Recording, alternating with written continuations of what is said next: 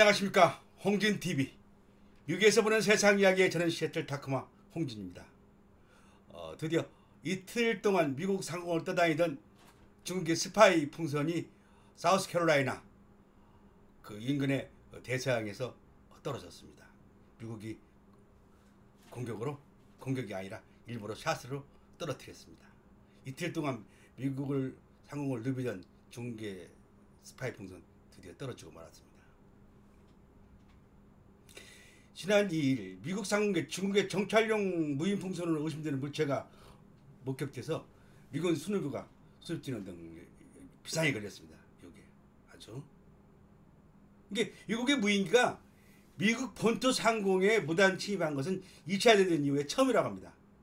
2차 대전 때 일본이 한번 띄웠고 이번이 그 다음 처음이라고 합니다. 2차 대전 끝나고는 미국은 즉각 여러 차례를 통해서 중국 정부에 항의하는 등 진입하게 나섰지만 지금까지는 정확한 진위는 알 수가 없습니다. 몬타나주 상공에서 발견이 됐는데 이게 그 스파이 미싱이 발견된 지가 공교롭게도 조금 이상한 데예요.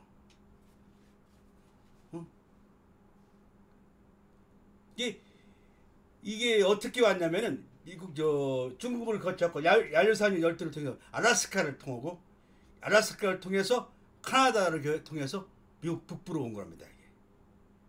이게.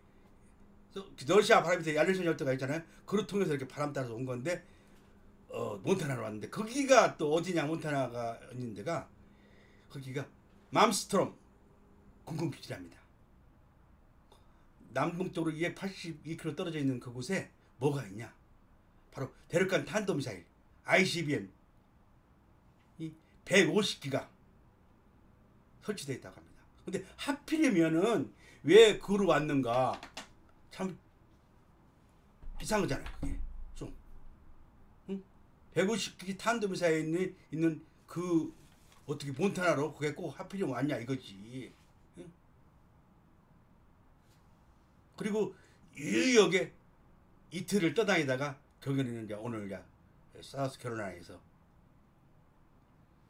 떨어졌는데 그동안 미국은 절대 그 비행기가 그 어디에 갔는지 뭘 하는지 밝히지 않았어요.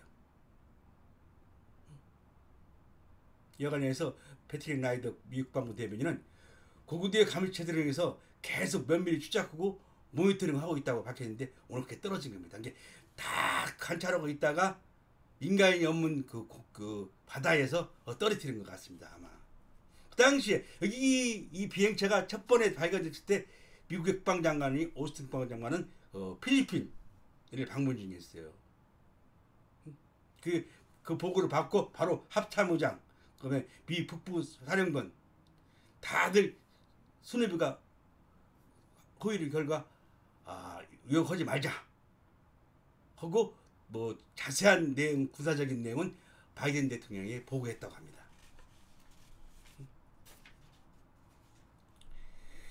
그게 왜 이렇게 미국이 그 스파이 풍선을 안 떨어뜨렸냐?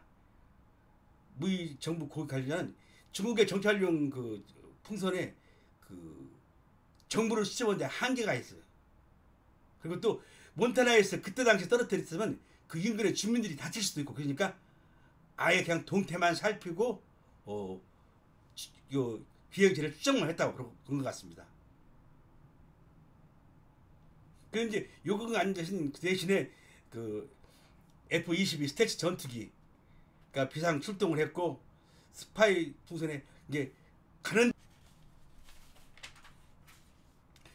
한편 필리핀을 방문 중인 그 오스틴 국방장관은 마르코스 주니어 대통령하고 회담을 하면서 이번에 필리핀의 4곳의 군사기지를 더 확대하기로 합의를 봤다고 합니다.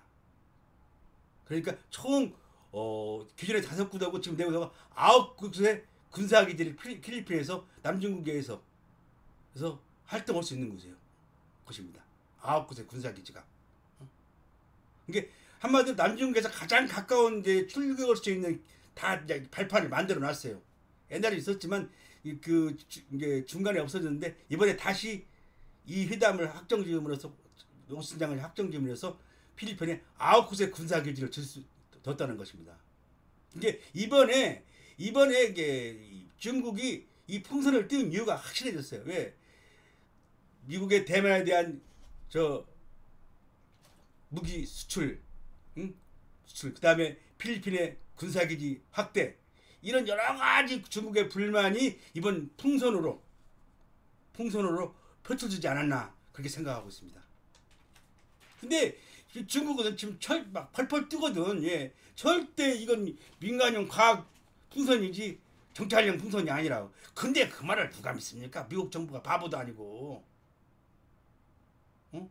근데 이 풍선이 한 대가 아니야. 지금 이게 12월 말에도 필리핀에 이 풍선이 왔어. 12월 말에. 그리고 지금 남미에도 하나가 떠다녀. 이번에 미국에서 그걸 잡은 것이지.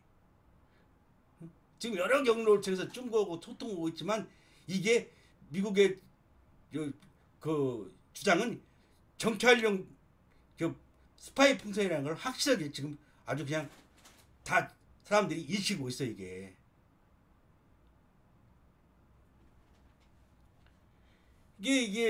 중국말로는 과학용 시대 말일이 과학이지 과학용 것이 아니지. 이게 분명히 군사용이지 누가 봐도.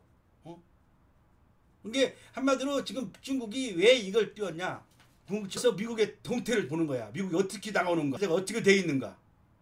응? 미국을 한번 시험 간 본 거야 이게. 응? 근데 미국 여기서 한 발 더 앞서갔지. 왜 앞서갔냐? 이틀 동안 왜 세계 모든 나라가 보라고. 중국이 이런 짓 하고 있다고 보라고 일부러 보여지듯이 언론표를 해버린 것이지. 그러니 이제 어느 나라든지 풍선만 뜨면 중국의 풍선만 뜨면 이제 이거 스파이 풍선이야. 이게 그 뜬 높이가 6만 피트야. 6만 피트. 과학 그 유성이 그 높이 뛸 필요가 없잖아요. 6만 피트라고. 그래서 일부러 미국이 이번에는 그걸 바로 유격을 수 있었는데 유격을 일부러 안 했어요.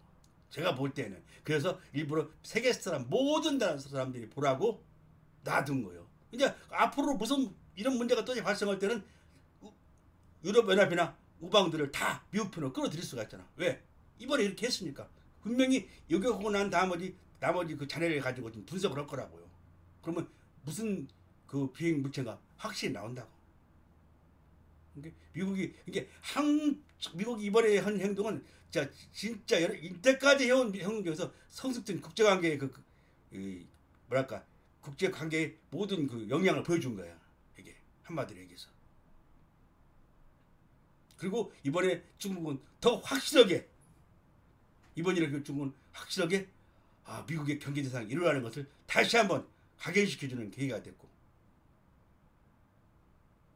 아무튼 이번 일을 계기로 미국이 다시 한번 중국을 생각하는 그런 사건이 되지 않았나 생각되고, 다시 한번 사우스캐롤라인에서 중국의 스파이 위성이 떨어졌다는 그 소식을 전하면서 오늘 방송은 마치도록 하겠습니다.